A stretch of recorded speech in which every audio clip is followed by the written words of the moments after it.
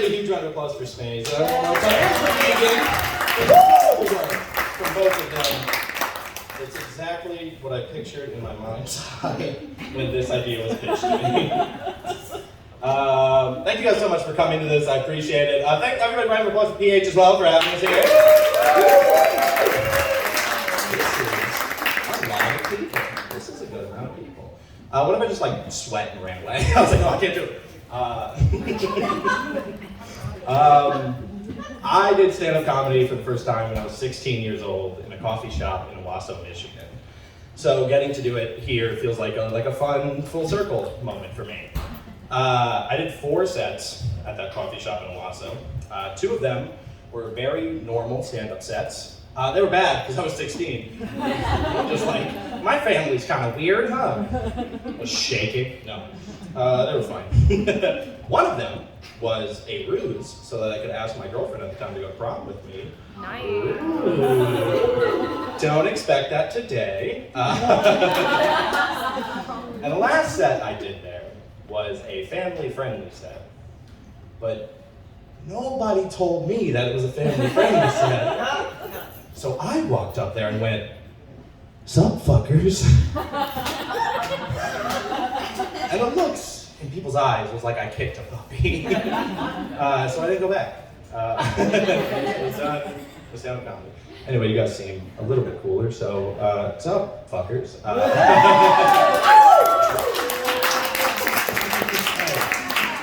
This is Magnum Opus. This is my show to prove that I should have a master's degree in acting.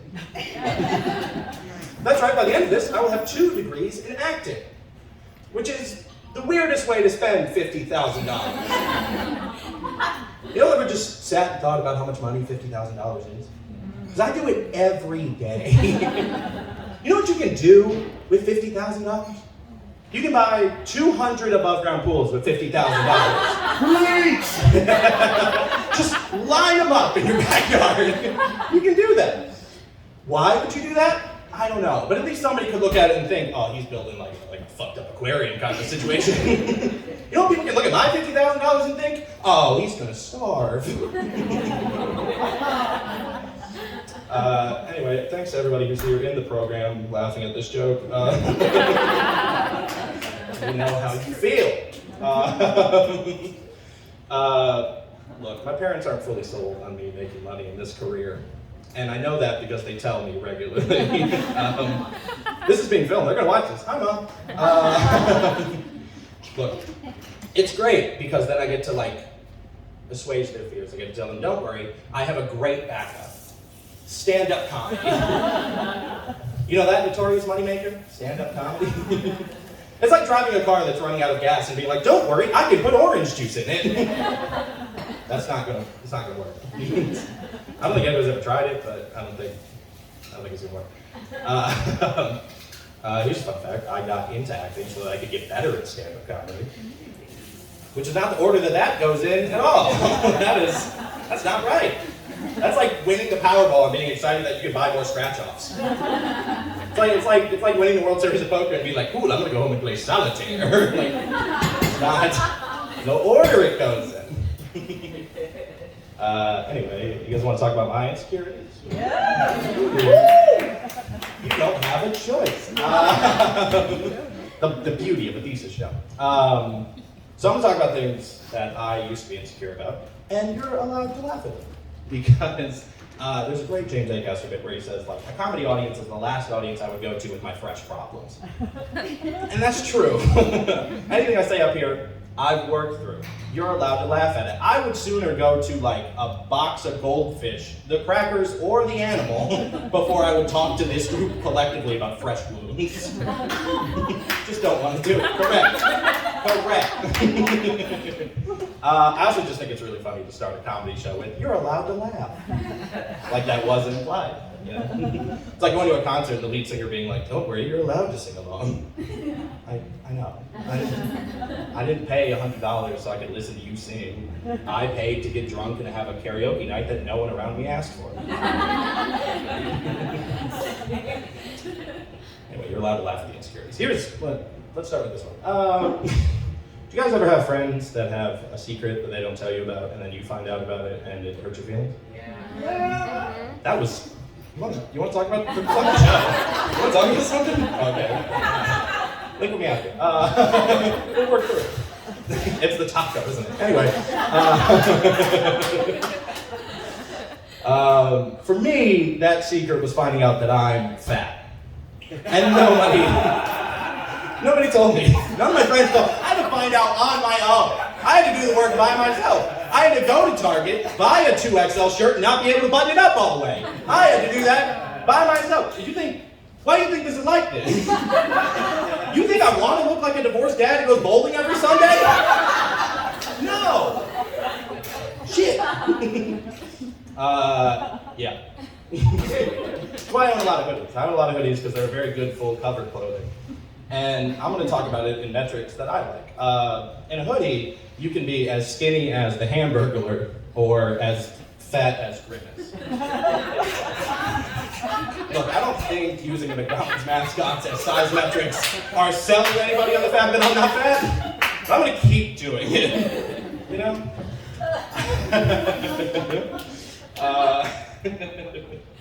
Do you guys know that, by the way, McDonald's mascot used to have like a cartoon? Do you guys ever remember? Yeah. Do you know my parents owned those on VHS? And they set me up for this. This is their fault. This is on them.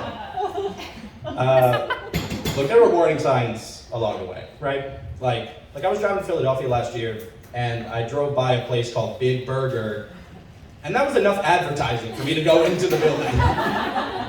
No, I didn't need catchy slogans. I didn't need vibrant colors. I didn't need big purple mascots. How many times can I talk about Grimace in this show? I didn't need any of those things. I had two questions. Is there a burger? And is it big? Anyway, I got a chicken sandwich. It's fine.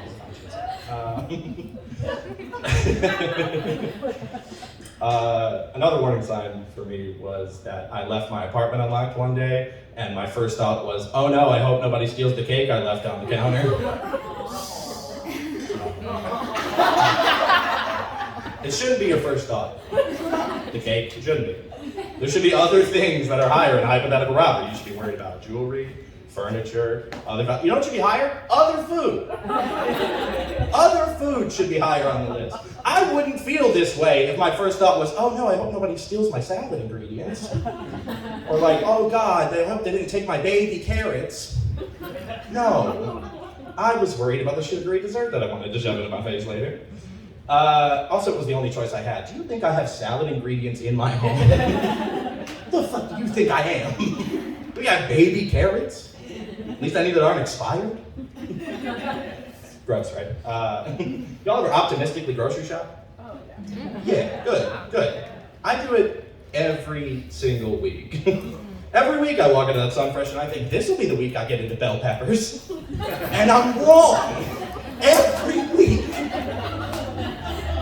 Taco Bell is just more accessible than anything I have in my fridge. And that also feels like a red flag. Like, y'all remember the first time you read the COVID symptoms?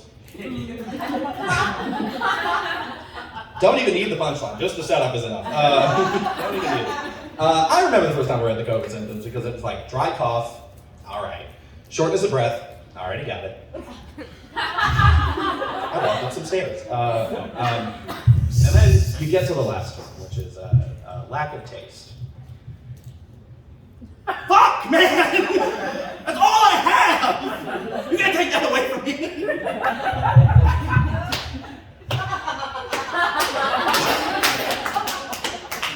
When you're faced with a global pandemic, your first worry shouldn't be that you can't taste the cake no one stole off your counter. Shouldn't be the worry. Anybody like Marvin Gaye in here? Cheer for me if you like Marvin Gaye. Amazing. First time I've had a mostly Marvin Gaye approving audience. I love Marvin Gaye. I'm a huge fan. And here's what I'll say. How many people do you think have had mediocre sex to the song Sexual Healing? Like a lot, right? Yeah. Like a ton of people. I respect a person who can put that on their sex playlist because it's like the confidence of that person, right? And it's like, oh, you know the quintessential song about fucking? That's all me. They'll talk about dick game so good it fixes things. That's me. I just don't have that kind of confidence, you know? Because, like, look, I do think I'm good at sex. I do think that. But, again, don't need the punchline. Actually, let's move on. No, I think I'm good at sex, but I think I'm good at sex in the same way that Vin Diesel thinks the Fast and Furious movies are good. I'm sure they're a lot of fun while he's in them, but the reviews are mixed. Across the board. Like a 70% on Rotten Tomatoes type dick game going on here. It's fresh, but there's room for improvement. Still somebody's favorite movie, baffling. Here's not a joke, just a story now. I had a one-night stand once, and I thank you, none of you for laughing. That was awesome. I was so worried I was going to pause there and somebody was going to be like, ha ha! Thank God. I had a one-night stand once, and in the middle of it, this adult relationship, she said, I didn't think you'd be good at this, which feels weird. Well, the weirdest backhanded compliment I've ever received, if you're curious. Because, like, in the time, you're like, that's us. And then you think about it a little more, and you're like, what does this say about me?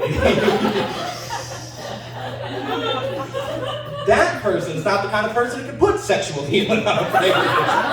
Because I know that on my best day, I can provide, like, a sexual band-aid. Like a sexual small glass of orange juice. No off for that one? The orange juice? No. Like a sexual rub some dirt on it, champ. Just. Look, here's the thing. I've been single for a little bit, and I have to wonder if it helps that I regularly get on stage and talk about how fat I am, how broke I am, and how bad my dick game is. I don't know that those things are helping very much. Also, I'm a homebody, which is tough for dating. Like, anytime you're on a dating app and you ask somebody, like, what do you want to do? And I don't know places, so I have to be like, I don't know, a park. Does it sound like the least romantic golden retriever in the fucking world? Listen, can we go to the park? Please, let's go to the park. I love the park. Oh my God, there's other dogs at the park. We should go to the park. I tell this joke to people, and they say things like, I think a park date sounds nice. 1, buzzkills. 2, if you heard that joke and you thought park date sounds nice, and you're into people who are fat, broke, and have a 70% of Rotten Tomato type dick game, DM me on Instagram. You know, let's see what's up. It's a vibe. So let's go for a park crawl. Am I the first? Where's Garland sent me? Am I the first person to hit on the audience in my UMKC Thesis? Am I the first one? That means no. They were more successful than me. I'm gonna get 2 DMs. They're gonna be like, good show. And I'm gonna be like, are they in love with me? It's a bad time to be me. It's not good. I've been taking care of myself lately, which, thank you. I'm trying to be able to button this shirt up eventually. I've been taking care of myself lately, which is to say that I drink a little more water than I used to, and once a week I visualize a strawberry.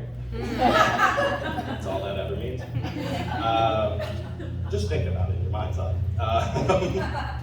I love the phrase, I've been taking care of myself lately, because it's a very broad statement, right? Like, it can mean many things. Like I've been taking care of myself lately means I thought about going for a walk, and then I didn't. I watched a full season of MasterChef, but I thought about it!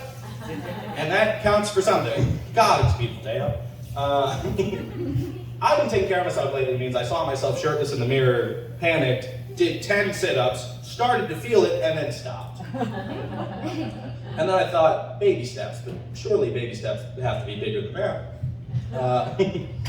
I've been taking care of myself lately means that I didn't caffeinate myself to the point of having a panic attack. I just had a normal panic attack. Just a run-of-the-mill panic attack, everyone's favorite. I started having panic attacks in my sleep. Anybody ever have those?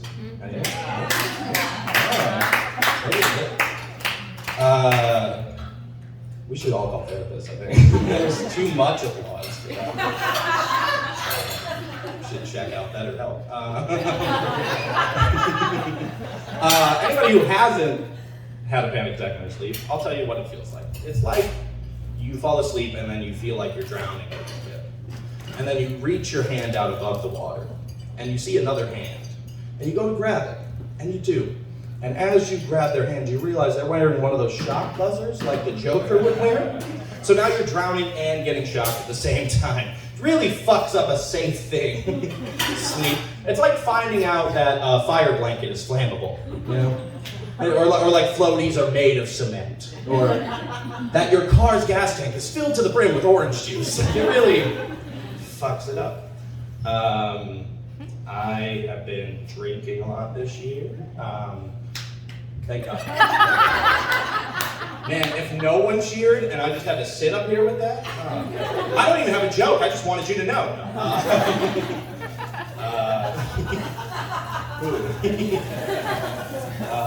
Anyway, I've been drinking a lot. What's the thing? Anyway, not like a problematic amount, right? Like a not a problematic amount. Don't you shake your head at me, D-humans.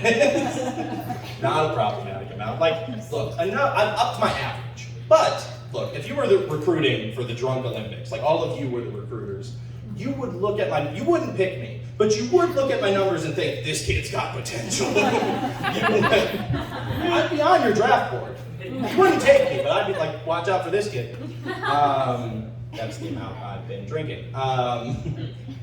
Look, it's fine. It's under control. It's under control. I promise. Which makes it sound like it's not under control. I had to say that to you, which is a problem. We need to talk.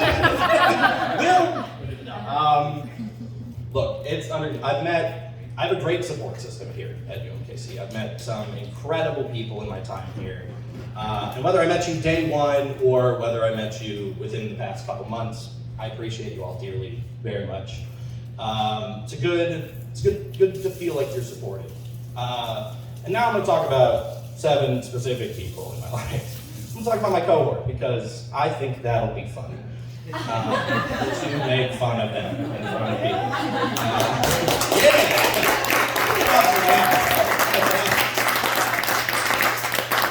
We're going to start with Eileen. Eileen, I respect that you walk into horse girl jokes anytime that they present themselves. Like a car with no brakes, just right into the wall every single time. You think you would see them coming. I mean, come on, Eileen.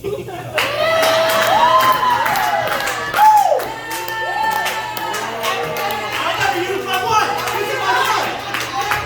I picked the perfect time to use it. I live my life. Riley Lucas has forgotten a war memorial's worth of names in front of my very eyes. The worst with names of anybody I've ever seen. Like, I would love for us to just go one by one to everyone in this room and have him try and have their first name. But we don't have that kind of time. That's a 20 minutes in its own right. I don't know that he knows my name. Confidently.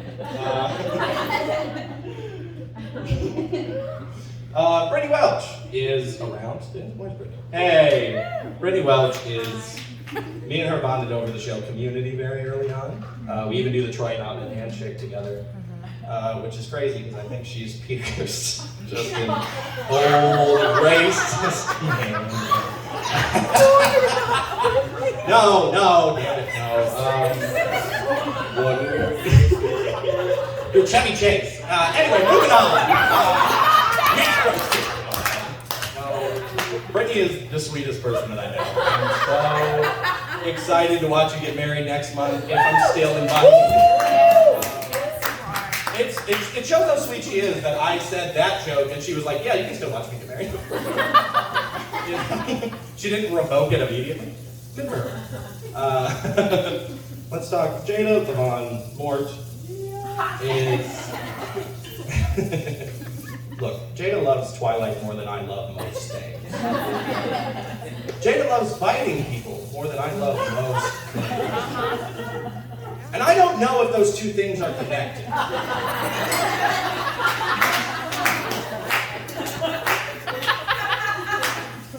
instinct tells you they should be. But it's hard to say.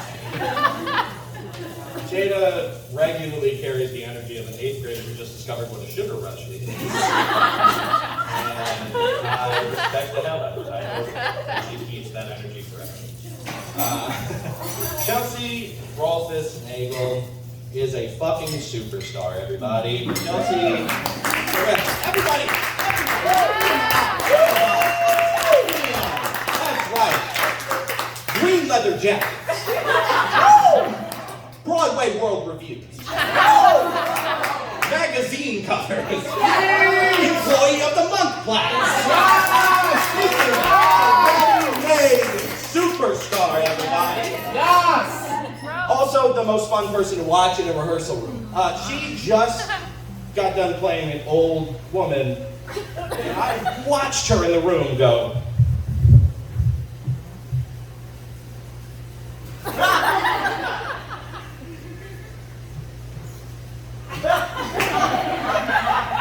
And we were on a 10.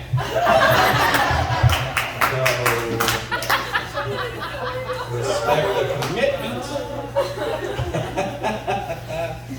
Oh, what a good time. We have fun here. Janice R. Charlotte Cook, in the back there, is responsible for my favorite quote of all time. When her dad said to her, "Men only want one thing," her response was, "And I'm gonna give it to her."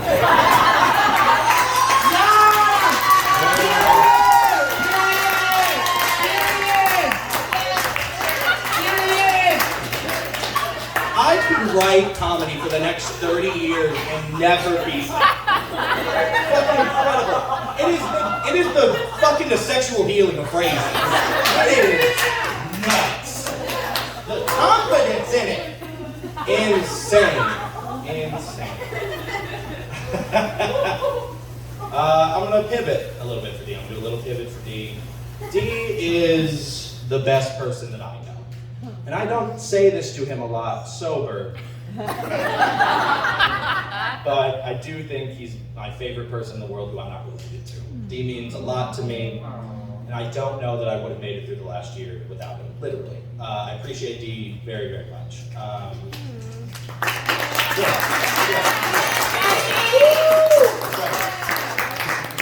Also, we lived together, and one time he walked out of his room in his underwear that had a huge hole in it. And he thought I saw his dick, but I didn't.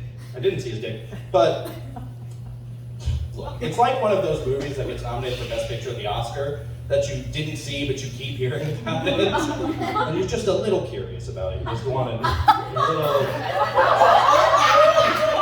Woo! I cleared that joke with him. I need you to know.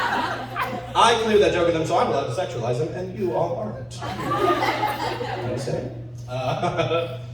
Look, I've met so many incredible people in my time here, and they've made a lot of memories with people that I'll take out and look at when I need a laugh or a smile. It's a lot of amazing people. It's something in this career that I think gets lost early is the fun and the smiling, you know?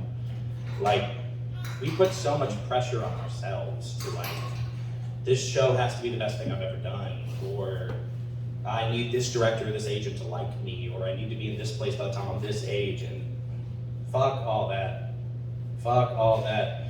We get to make believe for a living. We play pretend, and that playing pretend and making believe can be moving for an audience, and it can be incredible, but it should also be fun for you, you know? Like, on my deathbed, I don't think I'll remember the quality of any one show, but I do think I'll remember the fun I had in those shows, you know? Like, I don't think Christmas Carol or Over Moliere or Jane Eyre or my Magnum Opus as an actor. I don't think that. But I do think that they were a lot of fun to exist in. What I'll remember, I don't think I'll remember that I thought the shows were great. And I do think they were great, earnestly. But what I think I'll remember is talking baseball with Walter Coppage, or dancing backstage with Khalif and Chioma, or like doing Wallace and Gromit faces at Meredith on stage. Or the costume rack falling in Moliere, and Janice playing this shit out of a tambourine to recover. Or finding a new way to flip off Gianna and Jane Eyre every time. Or Nico having to be cut from a scene in Jane Eyre because we were looking at each other too romantically. These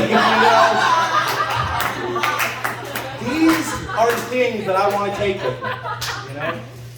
Like, you hear the expression a lot that like pressure makes diamonds, right? You hear that, but pressure also breaks things. Like, too much pressure is too much. And there has to be some valve to this, right? And I think it's having fun in what you do, or finding fun in what you do. We can't keep living with this much pressure on ourselves. So, you know, like, find the fun in the things that you do. If you zoned out at any point during the show, one, fuck you, what the hell? I'm watching you. It's on tape. No, but here's the quick rundown. Ready? Fat, broke, 70% on Rotten Tomatoes. I'm just kidding. Hit me up on Instagram.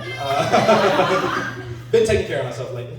And if you remember anything from the show, remember that. Remember the ring light. Incredible work. If you remember anything from this show, I hope you remember the jokes, but if you hold something, have fun in what you do.